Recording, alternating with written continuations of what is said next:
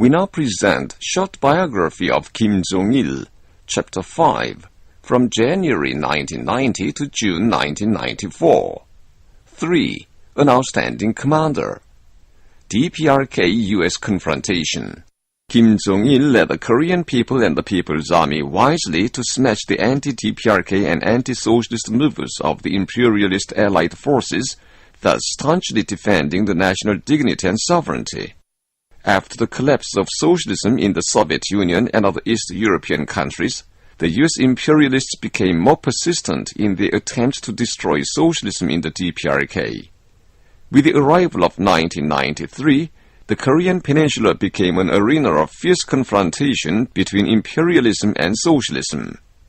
The United States declared its resumption of the Team Spirit joint military exercise it had suspended temporarily, and blackmailed the Korean people militarily with its Team Spirit 93 joint military exercise, the largest so far, involving 200,000 troops and strategic nuclear bombers, super large nuclear-powered aircraft carriers, and other modern means of mass destruction.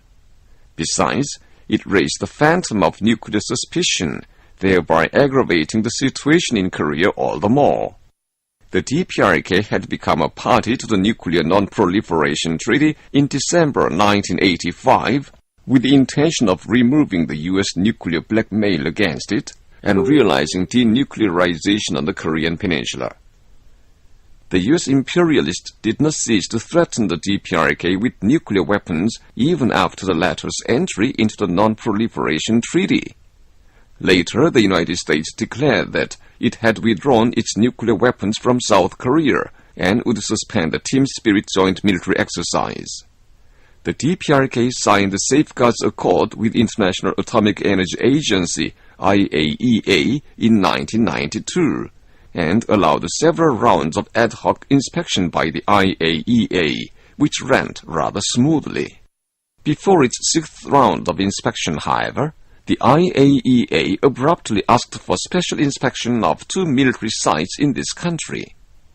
As the Korean side rejected this outrageous demand, the United States threatened the DPRK, claiming a collective sanction. Both Japan and South Korea joined the US frantic anti-DPRK racket. Owing to the US imperialist scheme, all the dialogues between the North and the South of Korea were frozen. A grave hindrance came to stand in the way of implementing the much-expected North-South Agreement on non-aggression. A touch-and-go situation was created in Korea. On March 8, 1993, Kim Jong-il issued Order number 0034 of the Korean People's Army Supreme Commander on declaring a state of war readiness for the whole country, all the people, and the entire army to resolutely cope with the pressure and war movements of the US imperialists. The order read, "The US imperialists are watching for a chance to provoke another war by mobilizing every type of modern weapon with the spearhead of their aggression directed at the northern half of the country. But they have seriously miscalculated. Our people are not frightened by the Team Spirit joint military exercise that involves hundreds of thousands of men and weapons of mass destruction, and our army will not shrink for fear of war. We have the heroic Korean people and the People's Army, each soldier of which is a match for 100 foes. They defeated the 1 million-strong Kwantung army of the Japanese imperialists in the snowstorms of Mount Baekdur, and the armies of the imperialist United States and its 15 satellite states during the Fatherland Liberation War. We also have the strength of the single-hearted unity between the leader, the party, and the people, and the unbreakable strength of the ties of kinship between the army and the people that are sealed in blood. Our People's Army has grown into an invincible revolutionary armed forces, equipped with modern means of attack and defense. All the people are under arms, and the whole country has been fortified. We are fully prepared to annihilate the aggressors at one blow. Our people, who hold dear the independence of the nation and the peace of the country, do not want war, but they will not beg for peace at the cost of their dignity.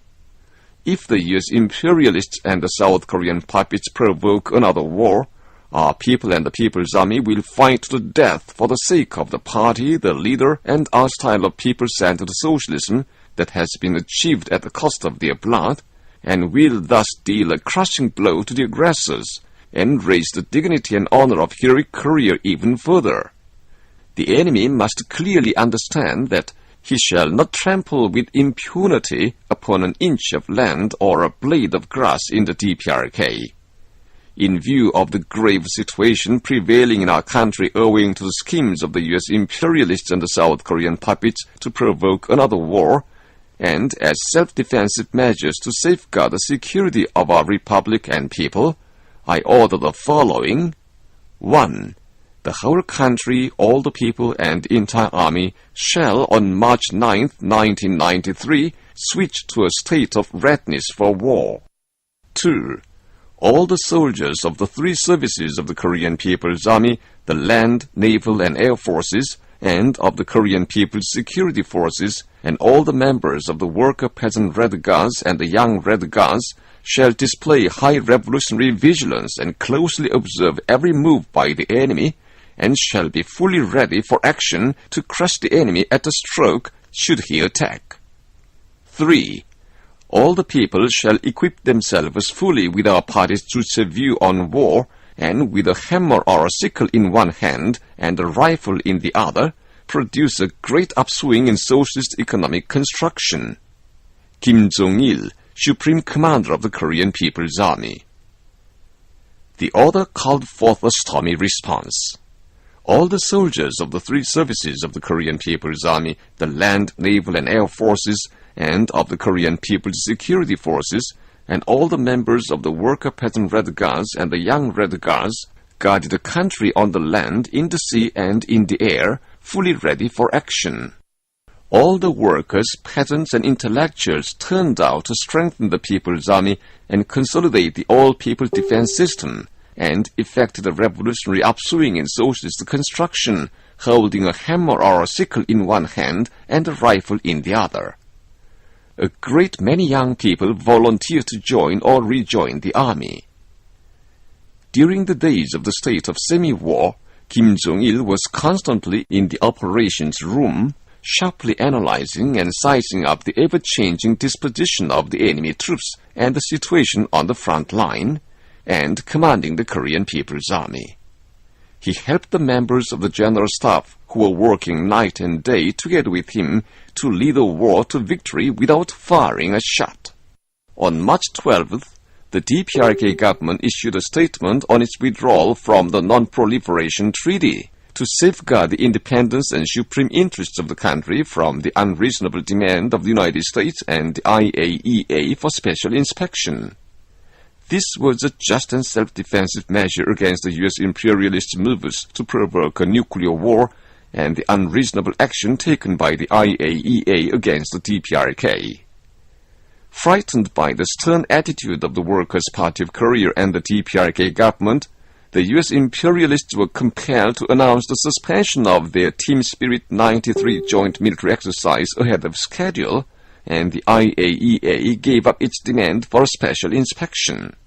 On March 24th, Kim Jong-il issued an order on the lifting of the state of war readiness to the whole country, all the people, and the entire army. The sharp confrontation between the Democratic People's Republic of Korea and the United States came to be replaced by DPRK-US talks.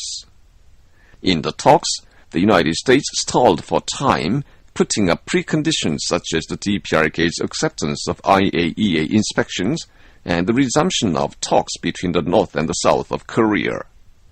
Given this situation, Kim Il-sung met in June 1994 the former U.S. President Carter, creating an opportunity for resuming the deadlocked DPRK-US talks.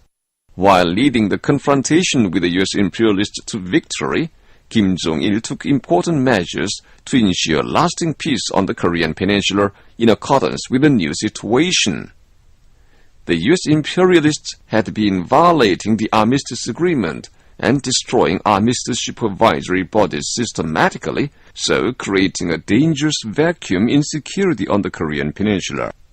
Moreover, due to their reckless military provocations and large-sized war exercises, the demilitarized zone had ceased to exist in reality. Perceiving this situation clearly, Kim Jong-il brought forward an initiative for replacing the old armistice system with a new peace mechanism. The DPRK government advanced a proposal to put his initiative into practice.